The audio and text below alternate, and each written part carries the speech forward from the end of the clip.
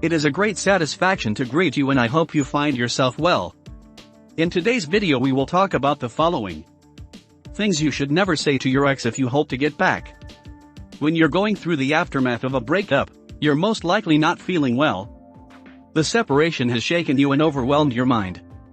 Don't panic, this is normal.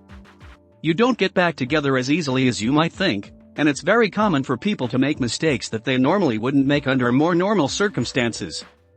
That's why we make this video. I will highlight some of the things you should never say to your ex when it comes to getting back together. Some things you should never say to your ex when you are trying to get back together. After a precise analysis of the different types of behaviors I see when people want to get their ex back, I was able to notice the most common things but also some new ones to avoid. First of all, I realized that a large number of us have a tendency to let our ex-partners take control of the situations at hand. By this I mean that we settle for listening and reacting. Being passive is never the solution, especially if you want to get your ex-boyfriend back or get your ex-girlfriend back. The reason this often happens is because we don't value or respect ourselves or our opinions. Because your ex pulled the trigger to break up, you now feel that you are not worthy of making decisions and taking appropriate actions. Therefore, the fastest way to put this advice into action is to value and respect yourself. One of the things you should never do when you're trying to get back that probably impressed me the most is when people allow themselves to revel in their sadness. This may sound a bit confusing to you, so I'll explain. Giving yourself the right to suffer means that you are doing things that prevent you from being happy again. For example, constantly thinking about your ex and going through every memory, or taking the time to look at their Facebook, Snapchat, or Instagram profile. You may even be Googling their name, crying over the songs you both liked, are all actions that will prevent you from rebuilding. You have the power to put an end to these actions. The main thing to never do when it comes to getting your ex back is, be a needy person. Being needy when trying to get back together with your ex is one of the things you should never do. In fact, it might be the most important thing because we've seen it the most among thousands of people we've helped. In other words, being a needy person is demanding to get back together with your ex, asking, or even begging him to return without having changed or improved anything. When you act like this, you want to play on your ex's emotions instead of working on a real action plan with efficient techniques and real long-term improvements.